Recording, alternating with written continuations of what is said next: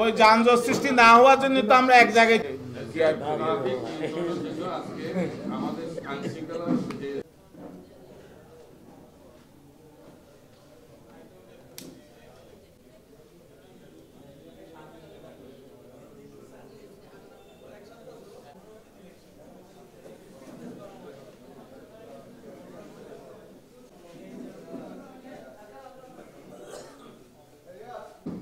সংগ্রামী সাংবাদিক ভাইগণ, আমাদের এই সভায় আমাদের কক্সবাজারের চৌধুরী এটিএম নুরুল বশর চৌধুরী, আমাদের সিনিয়র সহসভাপতি স্বামীমারা, আমরা কি আগামী কালকে যে মহাসমাবেশ হবে সেখান থেকে তারা আমাদেরকে একটু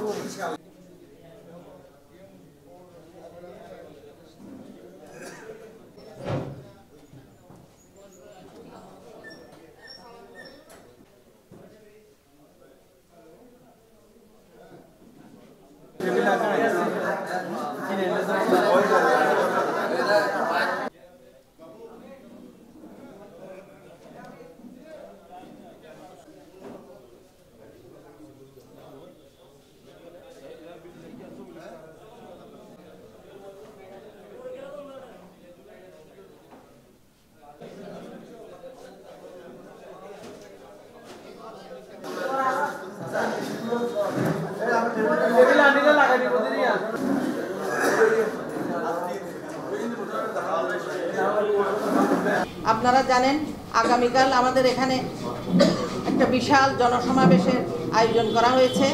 আমাদের জেলা বিএনপি এবং লুৎফুর রহমান কাজল সাহেবের উদ্যোগে আমরা সবাই মিলে এই আয়োজন করেছি। আমাদের আয়োজন অত্যন্ত সন্তোষজনক হয়েছে। এই ব্যাপারে আপনাদের সহযোগিতা চাই। এখন আমাদের সভাপতি সাহেব আপনাদেরকে সবিস্তারে উল্লেখ বর্ণনা দেবেন। সারা দেশব্যাপী বিএনপি প্রত্যেকটা জেলায় জেলায় কর্মসূচি গ্রহণ করেছে। এই কর্মসূচির উদ্দেশ্য হলো আপনার এই দেশের মধ্যে আইন শৃঙ্খলা চরম অবনতি পর্যায়ে, দ্রব্যমূল্য অত্যন্ত মারাত্মক অবস্থা, প্রত্যেকটা ক্ষেত্রে একটা মারাত্মক অবস্থার সৃষ্টি হয়েছে। এই অবস্থায় আমি উদাহরণস্বরূপ বলতে পারি, টেকনাফে অনেক জায়গায় আপনার জিম্মি করে টাকা উদ্ধার করা হচ্ছে, প্রশাসন কিছু করতে পারছে না।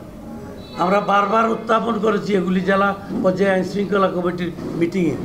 প্রত্যেকটা জায়গায় প্রত্যেকটা ক্ষেত্রে যোগাযোগে বলেন, অন্য ক্ষেত্রে বলেন, প্রত্যেকটা জায়গায় একটা 10 নামা থেকে এটা উপরের দিকে নেওয়া সম্ভব হচ্ছে না।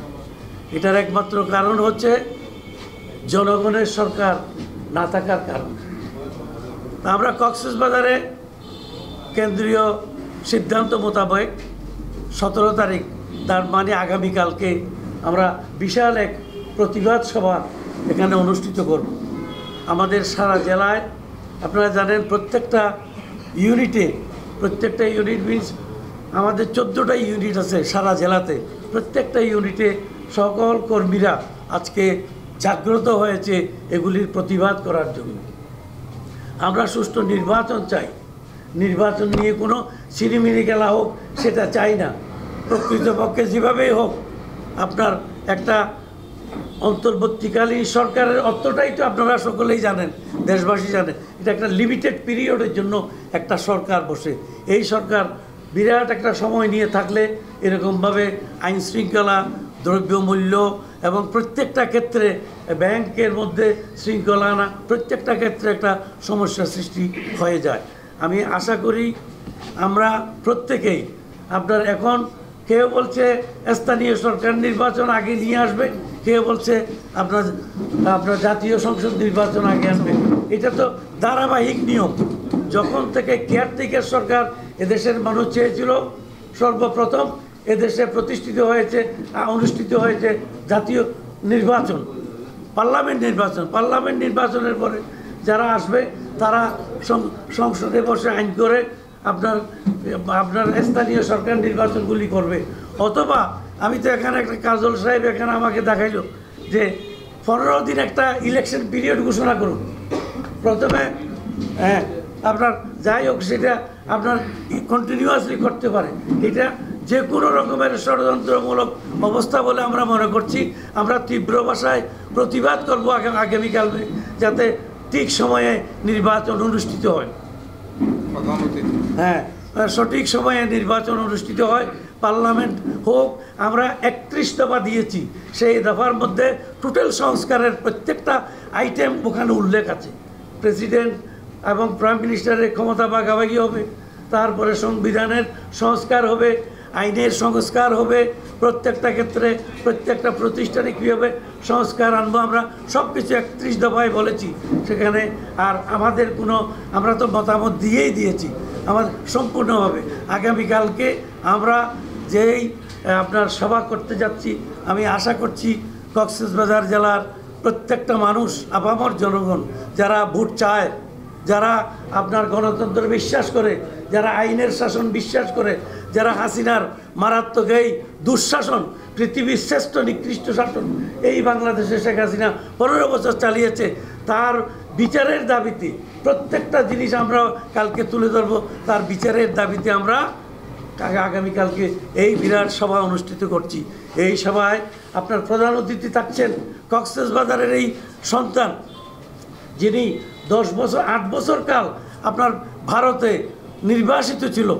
কিভাবে একটা মারাত্মক গুম করে তারপরে নির্বাসিত করলো, এই অবস্থায় যিনি ফিরে এসেছেন, তিনি সারা কক্সবাজারবাসীর উদ্দেশ্যে আগামীকালকে প্রধান অতিথি হিসেবে ওনার মূল্যবান ভাষণ রাখবেন।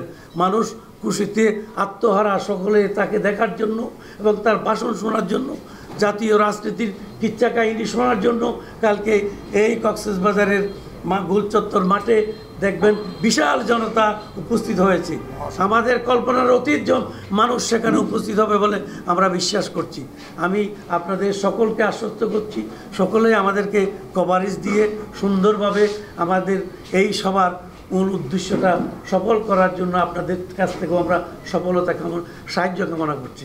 জন আকাঙ্ক্ষা অনুযায়ী, মানুষের দাবি অনুযায়ী যে কয়েকটা আমরা পয়েন্ট আউট করেছি, তার মধ্যে হলো দ্রব্যমূল্যের ঊর্ধ্বগতি, তারপর হলো আইনশৃঙ্খলার অবনতি এবং জাতীয় নির্বাচন। সব কিছুর আগে জাতীয় নির্বাচন দেওয়ার জন্য সারা দেশব্যাপী আমরা এই সমাবেশের আয়োজন করেছি। যদিও আমরা সমাবেশ বলছি, এটা একটা মহা সমাবেশ হবে। এখানে প্রধান অতিথি হিসেবে উপস্থিত থাকবেন আমাদের সকলেরই শ্রদ্ধেয় আমাদের জাতীয় নেতা, কক্সবাজারের কৃতি সন্তান জনাব সালাউদ্দিন আহমদ সাহেব এখানে প্রধান অতিথি হিসেবে উপস্থিত থাকবেন। আমরা যে কথা বলতে চাই সেটা হচ্ছে যে একটা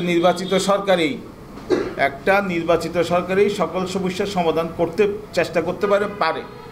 যে এটার আগে যদি কোনো নির্বাচন হয় তাহলে ইউনিয়ন পর্যায়ে, গ্রাম পর্যায়ে যে সমস্ত অনাসৃষ্টি হবে সেটা কাম্য না, কারো কাম্য না। সেই কারণেই আমরা প্রথমে জাতীয় নির্বাচনের, সংসদ নির্বাচনের দাবি জানাচ্ছি। এর উপলক্ষে আমরা সারা বাংলাদেশে জনমত গঠনের জন্য আমরা আমাদের কর্মী সমাবেশ না, আমরা জনগণকে সাথে নিয়ে এই সমাবেশ করতে যাচ্ছি। আমাদেরটা কোনো কর্মী সমাবেশ না, এটা একটা মহা সমাবেশ, যে জনগণের ম্যান্ডেট নেওয়া।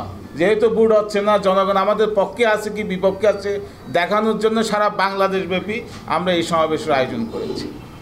জেলার নেতৃত্বে একটা সম্প্রীতি সমাবেশ করেছি 8 তারিখ, আপনাদের মনে আছে কিনা জানি না। ওই মাঠেই সম্ভবত ওই মাঠেই আমরা করেছি 8 তারিখ সম্প্রীতি সমাবেশ। এবং বিএনপি আমরা সমস্ত কর্মসূচিগুলো পালন করি, জেলা এবং আমরা সকলে মিলে বাংলাদেশের যে সমস্ত কেন্দ্র থেকে কর্মসূচি ঘোষণা করা হয় সব কর্মসূচি কক্সবাজারে পালন করা হয়েছে।